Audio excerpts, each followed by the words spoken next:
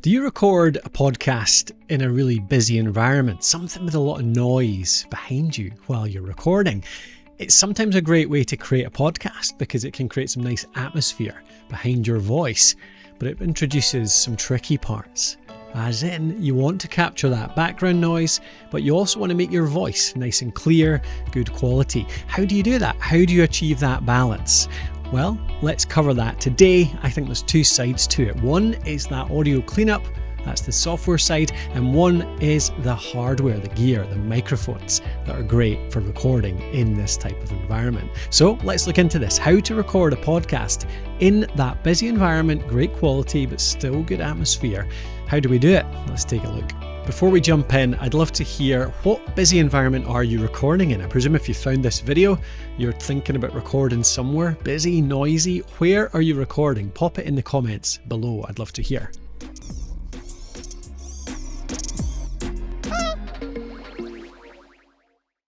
Now this question popped up in our community, in the IndiePod community. You can get that over at indiepod.thepodcasthost.com if you're interested. But this was one asked by one of our members. I thought I'd jump into it because I think it's a really interesting question.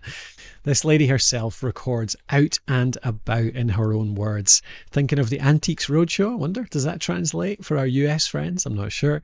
It's a UK program where people bring along basically old crap out of their house and try and figure out if it's worth money. Spoiler, it's not generally. So, Antiques Roadshow, but for your own topic, how do you record out there, out and about, good quality? Right, let's jump into it. So first part of this is the software.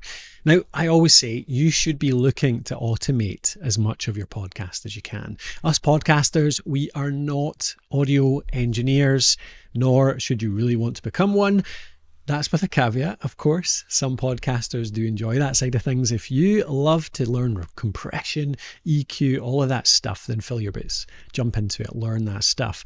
But for the vast majority of us as podcasters, we want to just get our voice out there into the world, get your message out there and make that difference. And therefore you should let the system, you should let the process, you should let the software handle that audio cleanup for you. Now, there's a downside to that, of course, in this situation, in that noise reduction is one of the biggest things that you can automate. Now, if you're in an environment like I'm in here, a nice office, but it's not sound treated, it's not a professional studio, sometimes you get cars going around outside. I just heard a seagulls cawing in the background. That's the stuff you want rid of. You don't want that to appear. And therefore, software that automates audio cleanup tends to get rid of that kind of noise. Audio cleanup has got better and better over the years. It's really good now at taking out actually even pretty dynamic noises like a dog barking, like a car going by. Used to be it could only really take out regular noises like a computer running in the background or aircon, but now it can take out more of that dynamic stuff. Trouble being, that means if you're in a live environment, you want some of that atmosphere. It will remove that atmosphere. It'll take away those voices. It'll take away that ups and downs. It can end up with a point where you're speaking and maybe there's a pause in your speech and actually that background noise will come up a little bit because there's a silence otherwise. I won't know what to do with it. All of that noise reduction tech is really good for taking that stuff out. But if you actually are in a really busy environment, quite noisy, it ends up not working very well. So you want to turn it off. Now what this means in practice is if you're doing this in audio engineering software like Audacity, Audition, you want to not do noise reduction. You probably don't want to do things like compression as well. Even some types of normalization can bring up that background noise when your voice pauses. So you don't want to do that stuff. Generally, you're only going to want to do a gain level. So you can do that in Audacity. You do amplify to a -1 gain, okay, a -1 dB gain. And that's all you're going to want to do in this case. Now, of course, because you're doing such less processing, that means you're going to have to worry about your gear. You're going to have to make sure your gear's good. We'll get onto that in the next section. So the excellent member inside our community here that asked this question, she uses Alitu, our podcast maker app, to create her podcast. So she uploads these recordings to Alitu. Alitu will automatically clean it up, does noise reduction, compression, leveling, all of that stuff. Voice EQ makes you sound good. But what she needs to do in this case is actually turn that off. Now I can show you quickly how to do that. And most automation platforms should be able to do this for you. You should be able to turn off the processing if you want to. So let's see how to do it in Alitu. And no doubt you'll find this option in your own platform. If you don't use Alitu, if you use something else to automate this, you'll be able to find this too. So in Alitu, you can either upload clips right into episodes. So you could record them in, upload a file here, or you can upload them into your library. Either way, when you do that, I'll click upload. Choose a file, and then you have a tick box over on the left which suggests disable processing for this file. If I click that, it'll upload this clip and it'll make sure that it's not changed. It'll make sure it stays as it is. There's no processing applied, and that means that you're not going to have to worry at all about that background noise coming up or it removing that background noise that you actually want to keep for that atmosphere. Now, as I said, that's how you do it in Alitu. Any good audio processing tool will allow you to do this. Disable what you want to when you upload it. So find it in your own platform. And if you're using an external tool, just make sure not to be doing that noise reduction or that compression that might mess around with that background noise. Next part of this is, of course, equipment. So let's look at the types of equipment you can use to get better quality voice recordings in a busy environment. Now, there's a couple of options here. First of all is a good digital recorder and a great dynamic microphone. So one of the best in this situation is this one right here. It's the eternal, the legendary, the Shure SM58. Now, this is the one that you've seen on stages for decades, the ones that you have the old rock stars singing in, and even some new ones as well. It's a cabled one, so actually a lot of the new ones will be using the wireless stuff, but even now this holds up so well, plugged into a good digital recorder like this, the Zoom H5. So you get a good XLR cable, plug the SM58 into the Zoom H5, and the SM58 is a dynamic mic, great for handling noise. You can't really hear the handling, so you can hold this right up to somebody's mouth, speak right into it, and as long as it's close, keep your mic technique good, you're right up there on the mic, you'll be getting really clear vocals while still picking up a bit of that background noise as well. Enough for atmosphere, certainly, but not enough to obscure your voice. That's the important part.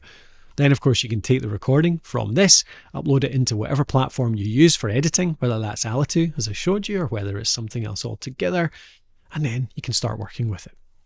Now, here's another option for you. This is a shotgun mic. Now, this is the Rode VideoMic Go 2, which is one of their newer ones that's designed really for smartphones. Plugs right into a smartphone. I've got it here on a little smartphone mount, so you could put the smartphone in there. The shotgun mic pointing at your mouth, well, camera pointing at you, but the shotgun mic pointing the same way, and that picks up your voice, and it picks out your voice well from the crowd. So that shotgun mic doesn't need to be with a camera as well. You can plug it into a phone to select it, or you can to record it, sorry, or you can plug in via the 3.5mm connector on the right here, plug into any digital recorder, and then just point it at your interviewee. Now, the way that shotgun mics work is that they're super directional, so it can actually be a fair bit further away and still really direct into that voice, into that person's voice, as long as it's pointing at their mouth. They can be trickier to work with though, because point even a little bit away and you'll hear that voice dip, the volume dip, point it back and it'll come up again. So you have to be quite careful about the direction, making sure it's directed right at your interviewee. But presuming you can manage that directionalization, this Rode can be a really good quality mic. And it makes it quite easy because it can plug into a phone, like I say. So you don't need that extra device in the form of the Zoom H5. This can just be with something you carry all the time anyway, which is your smartphone. So that works well. So there's your two options. You've got the SM58 if you want a handheld, normal sort of style mic, or you've got the Rode VideoMic Go 2, which is a directional mic, works with maybe a bit more versatile range of devices. Hope that gives you an idea. Those are the two things I'd recommend. They'll be able to pick out your voice, still get a bit of the background, and really keep everything great quality. So that is recording in a busy, noisy environment, how to do that in podcasting so you can capture some great atmosphere, but also make sure your voice is nice and clear. Think about the software first, okay? Make sure you're choosing something that you can either turn off that audio processing, turn off that noise reduction like Alitu or something similar, or make sure you're not doing that in Audacity or Audition, whatever DAW you're using. Instead, just do that just that gain adjustment. Make sure it's loud enough, but not messing around with the levels of the audio. Again, I'd love to hear, pop in the comments below, what do you use to process your audio just now? Helps me make sure I'm putting videos out, covering the right kind of stuff. And where is it you're recording? What is that busy environment that you're looking to record in? Pop it in the comments below. Down there, of course, you'll also find all of the resources mentioned in this video, plus a bunch of other stuff that can help you make a success of your podcast. And I did mention Alitu. If you do want a podcast maker app that helps you create your podcast in the easiest way possible, does call recording, does all that audio cleanup if you want it to. You can edit straight in there as well. And you've got hosting built in, free up to 1,000 downloads per month. Just go over to alitu.com, alitu.com, and you can create your first episode for free to try it out. Thanks again for watching our channel. Hit that subscribe so that you get any future episodes. Please do. And I'll make sure to put out some good stuff week after week to help you grow your successful podcast. I've been Colin Gray from thepodcasthost.com, and I'll speak to you soon.